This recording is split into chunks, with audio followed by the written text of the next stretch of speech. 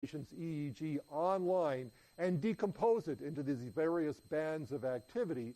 And what the anesthesiologist will do will be to try as much as possible to eliminate alpha and beta activity in the EEG, which are the components that are prominent in the waking EEG, and leave delta and theta activity pretty much alone.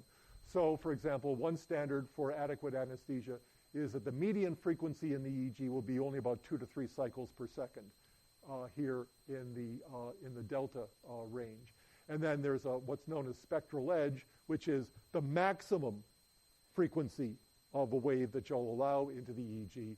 And if you keep that spectral edge below the alpha range, again, you can be pretty certain that the patient is not awake in any meaningful sense. This has all been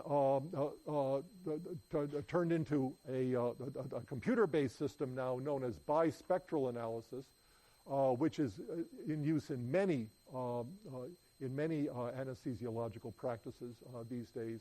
It's basically a machine that does all this monitoring for you, and outputs a number known as the bispectral index, which will read the EEG and make inferences about how conscious the patient is. The exact algorithm that's used in bispectral analysis is unknown because it's proprietary. It's a trade secret, okay? But the rationale behind bispectral analysis is well known and makes a great deal of sense.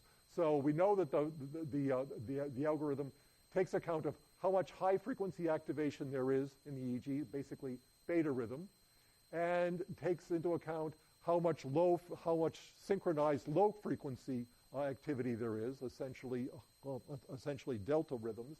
It looks at how much of the time the EEG is actually suppressed so that there's very little EEG signal at all, and then the presence of so much suppression that the EEG looks flat. And again, there have been studies that have been done that relate various bispectral scores to actual behavior. And we know that when people are awake, like we are right now, the average person who's awake will show a bispectral score of 100, according to this algorithm. If you anesthetize a patient and you get their bispectral index down to about 86, then you'll see about a 50% reduction in recall of surgical events. So we'll give the subject some anesthetic and then give them a word list to study. A bispectral index of 64 corresponds to about a 95% reduction in recall. So again, in standard anesthetic practice, if you're using the bispectral monitor, what you want to do is to keep the patient's bispectral score less than 60, which should produce virtually a 100% reduction in recall. Yeah.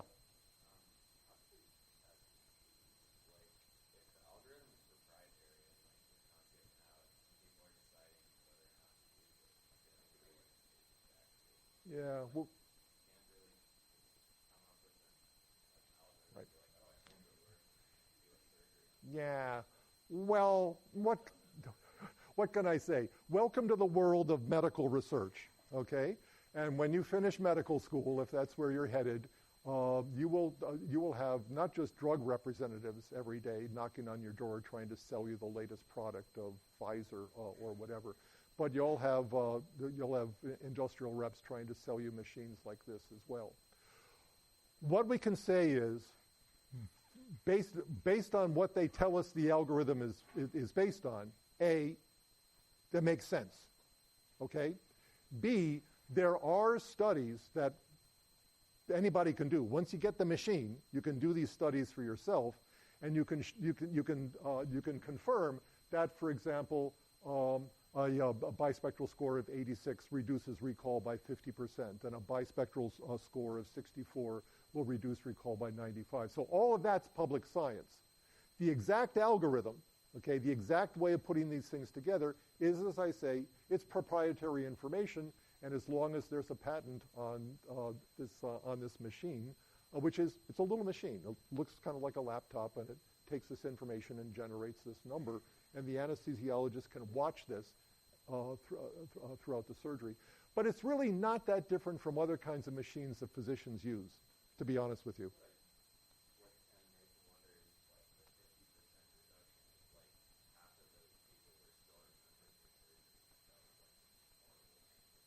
No, okay, but we don't do that, right? So a bispectral score of 86 produces a 50% reduction. A bispectral score of 64. Oh no!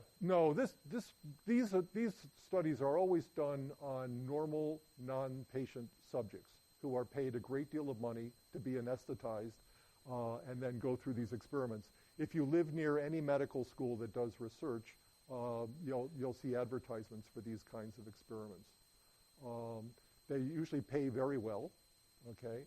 But then again, they pay well because there is some risk always attached to these kinds of things. So no, that kind of research is never done on patients, okay? The research is done on volunteer non-patients who are paid for their trouble, and then after the algorithm has been developed, then it's applied in surgical cases. So no, you'd never do that. And again, the standard here is analogous to MAC. We know that a MAC score of 1 reduces recall by 50%, okay? So you take people a little bit more than 1. It's actually, there's a logarithmic relationship. So 1.3 is actually a lot bigger than 1, right?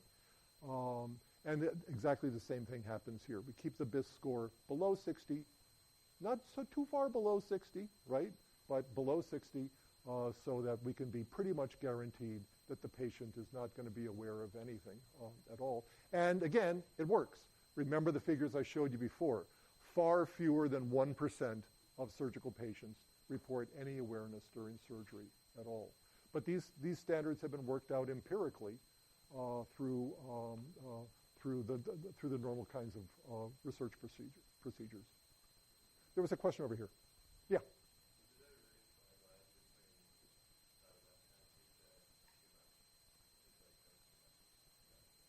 Well, yes, having too much is bad.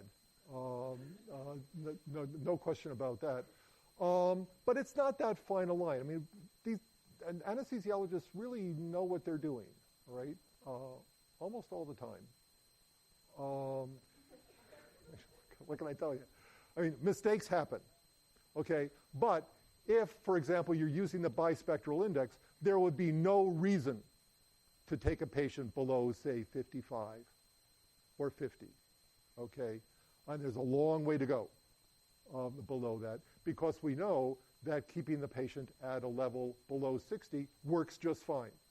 So what anesthesiologists are always doing, I mean, they're always there. They don't just kind of gas you up and leave and go play poker or something. They're always there monitoring the patient's condition, adjusting the delivery of the anesthetic agent, whatever it is, according to the demands of the surgical procedure. But always you give the minimum amount you need to give to achieve the effect that you need to achieve, okay? But again, what's interesting about this is, again, this question of how do you know what the patient's conscious mental state is, okay? The signal problem in scientific studies of consciousness is how do you get an objective index of consciousness, right? And you can do it behaviorally with response to stimulation or memory afterwards or whatever, or with techniques like this, you can try to develop what's really a neural correlate of consciousness. I mean, the bispectral index is a neural correlate of consciousness.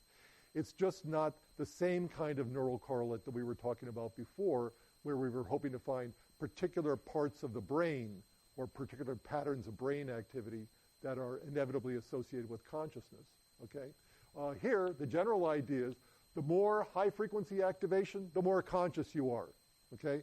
The less low-frequency synchronized activity, the less of that activity, the more conscious you are. So Again, this is just, it's more or less a correlational study that people do to kind of figure out what this is. But no anesthesiologist would ever give more than was absolutely necessary to achieve the effect. And even in studies with normal non-patient subjects, you'd never go below that because there's no reason to. Once you've eliminated recall, I mean, you can't go lower than 0, right? So there's just no point in say, hey, let's see what happens if we take the patient down to 15 or something like that. It's just never going to happen. Right? Okay, so actually, this is the latest thing. There's now a completely automated version of this using the bispectral index. So again, it's a trademarked product known as McSleepy, which is essentially automates the delivery of anesthesia. So again, the patient the anesthesiologist can't walk away and go play poker or something like that. Still has to be in the room. But this is a automated system that can monitor the patient's state at the level of, tenths of seconds, and automatically adjust the delivery of various kinds of anesthetics. And it is now being used in surgery, again, as a way of just kind of adding another tool to the anesthesiologist's armamentarium. But McSleepy makes use of all the things that I've just talked about. It makes use of the bispectral index. It looks at EMG measures of muscle relaxation, and it makes use of some of the PRST scores, heart rate and blood pressure, to continually monitor the patient's status during surgery and deliver or stop delivering anesthetic in order to keep the patient anesthetized.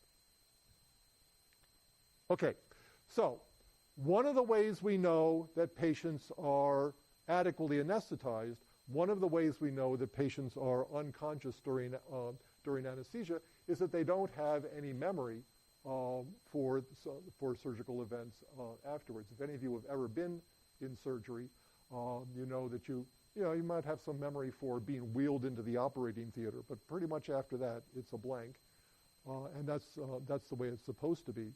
But those assessments are always done in terms of conscious memory or explicit memory. Can subjects recall or recognize events that occurred during surgery, leaving open the question of whether there is implicit memory for these kinds of events. And my laboratory, when I was collaborating with Dan Schachter, was actually the first to show that at least under certain circumstances, you could get signs of implicit memory in adequately anesthetized surgical patients. So these were patients who were in the hospital for elective surgery. They were going to get an inhalant anesthetic, isoflurane. And while they were in the surgery, we put earphones on them and presented them with paired associates of the form ocean, water, and butter knife. And these surgeries lasted for an average of about 50 minutes. So by the time they got about 67 repetitions of this list, we really kind of pulled out all the stops. And then after they recovered consciousness in the